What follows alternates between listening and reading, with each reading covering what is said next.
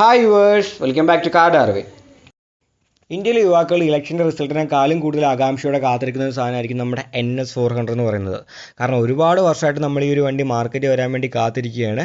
May 3 വണ്ടി വരുമെന്ന് ഒഫീഷ്യലായിട്ട് ബജാജ് തന്നെ പറഞ്ഞിട്ടുണ്ട്. ഇതിനോടകം തന്നെ ഒരുപാട് ടീസറും കാര്യങ്ങളൊക്കെ അവരവരുടെ സൈറ്റിൽ ഇടുന്നുമുണ്ട്. എന്നാൽ വണ്ടിയുടെ ഇമേജ് ഇപ്പോൾ ലീക്കായിരിക്കുകയാണ്. മെയ് 3 വരാൻ പോകുന്ന വണ്ടിയുടെ ഇമേജ് ഇപ്പോൾ ലീക്കായിരിക്കുകയാണ്. വണ്ടിയുടെ ഡിസൈനെക്കുറിച്ച് പറയുകയാണെങ്കിൽ അവർ ആദ്യമേ തന്നെ പറഞ്ഞായിരുന്നു NS200 ഇൻസ്പയർ തന്നെയാണ് NS400 ഉണ്ടാക്കാൻ പോകുന്നത്.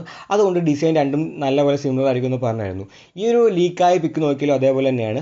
വണ്ടിയുടെ റിയർ ഭാഗവും ആ ഒരു സീറ്റിൻ്റെ ഭാഗവും ടെയിൽ സെക്ഷനും എല്ലാം നമ്മുടെ NS200 പോലെ തന്നെയാണ് ഈ വണ്ടിയിൽ ഇരിക്കുന്നത്. ആ ഒരു പെരിമീറ്റർ ഫ്രെയിമൊക്കെ നമ്മൾ NS200 കണ്ട എങ്ങനെ അതേപോലെ തന്നെ വണ്ടിയിൽ വന്നിട്ടുണ്ട്.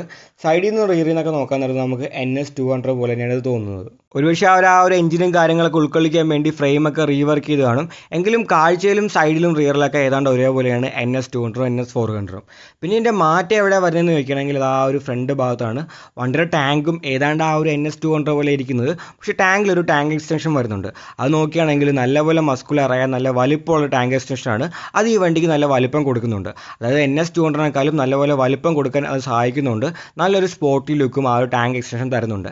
പിന്നെ നോക്കുകയാണെങ്കിൽ ഒരു ഗോൾഡൻ കളർ USD ഫോക്കാണ്. ഡോമിനാറിലൊക്കെ നമ്മൾ കണ്ടുകൊണ്ടിരുന്നത് സാധാരണ ഒരു സ്റ്റീലിൻ്റെ കളറായിരുന്നു. പക്ഷേ ഇതിൽ ഗോൾഡൻ കളർ USD ഫോക്കാണ് കൊടുത്തേക്കുന്നത്. അത് നല്ലപോലെ തന്നെ എടുത്ത് നിൽക്കുന്നുണ്ട്. പിന്നെ ഫ്രണ്ടിലെ ഫെൻഡർ നോക്കിയാലും അതിലൊരു കാർബൺ ഫൈബർ ഫിനിഷൊക്കെ കൊടുത്തേക്കുന്നത്. അതും അത്യാവശ്യം വീതിയുള്ളതാണ്. അങ്ങനെ മൊത്തത്തിൽ നോക്കുകയാണെങ്കിൽ വണ്ടി വലിപ്പമുള്ള നല്ല വലിയൊരു വണ്ടി എന്നുള്ള ഫീല് എവിടെ നോക്കിയാലും നമുക്ക് കിട്ടുന്നുണ്ട്. പിന്നെ ഏറ്റവും എടുത്തു പറയേണ്ട കാര്യം ആ ഒരു ഹെഡ് ലാമ്പാണ്. ഹെഡ് ലാമ്പിൻ്റെ ഡിസൈൻ നോക്കുകയാണെങ്കിൽ നമ്മുടെ ആ ഒരു N250 N160 അതിൻ്റെയൊക്കെ ഒരു എവല്യൂഷൻ പോലെ തന്നെയാണ് ഇതിലും ആ ഒരു ഹെഡ് ലാമ്പ് വന്നേക്കുന്നത്. പക്ഷേ DRL ഡിസൈൻ വ്യത്യസ്തമാണ്. പുതിയൊരു DRL ഡിസൈനാണ് ഇതിൽ കൊടുത്തേക്കുന്നത്. അങ്ങനെ വണ്ടി മൊത്തത്തിൽ നോക്കുകയാണെങ്കിൽ വലിയ കുഴപ്പമൊന്നുമില്ല. പിന്നെ ഈ ഒരു ഹെഡ് ലാമ്പിൻ്റെ ഡിസൈനാണ്. അത് ചിലവർക്ക് ഇഷ്ടപ്പെടാൻ ചിലവർക്ക് ഇഷ്ടപ്പെടാതിരിക്കാം. അങ്ങനെ ഒരു ഡിസൈനാണ് ഹെഡ് ലാമ്പിന് അവർ കൊടുത്തേക്കുന്നത്.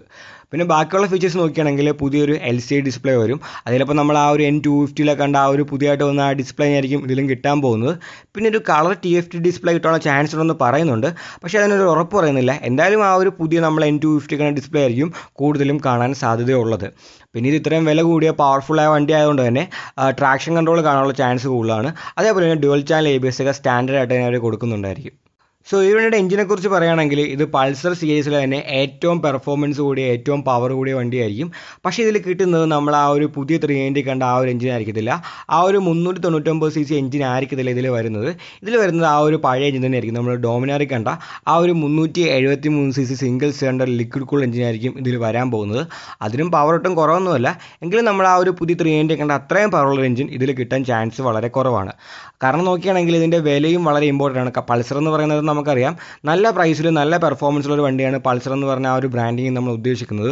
അതുകൊണ്ട് തന്നെ ആ ഒരു പുതിയ എഞ്ചിൻ ഇത് വയ്ക്കുകയാണെങ്കിൽ വണ്ടിയുടെ വില അത്യാവശ്യം കൂടുതലായിരിക്കും. അതുകൊണ്ട് ആ ഒരു വിലയെ കൺട്രോൾ ചെയ്യാൻ വേണ്ടി അവർ ആ ഒരു പഴയ എഞ്ചിൻ തന്നെ വയ്ക്കുകയാണ് സാധ്യത എന്നാണ് പറയുന്നത്.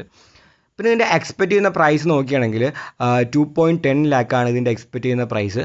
ആദ്യമേ ആ ഒരു വണ്ടി വരാൻ നേരത്ത് ആദ്യമേ വാങ്ങുന്നവർക്ക് ചിലപ്പം 2 ലാക്കിലും കിട്ടാൻ സാധ്യതയുണ്ടെന്ന് പറയുന്നുണ്ട്. സോ ഈ ഡിസൈൻ എങ്ങനെയുണ്ട് അതിനെക്കുറിച്ചുള്ള അഭിപ്രായങ്ങൾ നിങ്ങൾ കമൻറ്റ് ചെയ്യേണ്ടതാണ്. ഈ ഒരു വീഡിയോ ഇഷ്ടപ്പെട്ടെങ്കിൽ ലൈക്ക് ചെയ്യുക. നിങ്ങളുടെ അഭിപ്രായങ്ങൾ കമൻറ്റുകളെ രേഖപ്പെടുത്തുക. ഇനി ഇതേപോലത്തെ വീഡിയോകൾ കാണാനായി ദയവായി ചാനൽ സബ്സ്ക്രൈബ് ചെയ്യുക. ആ ബെല്ലൈക്കൻ കൂടി എനേബിൾ ചെയ്യുക. പുതിയൊരു വീഡിയോയുമായി ഉടനെ കാണാം.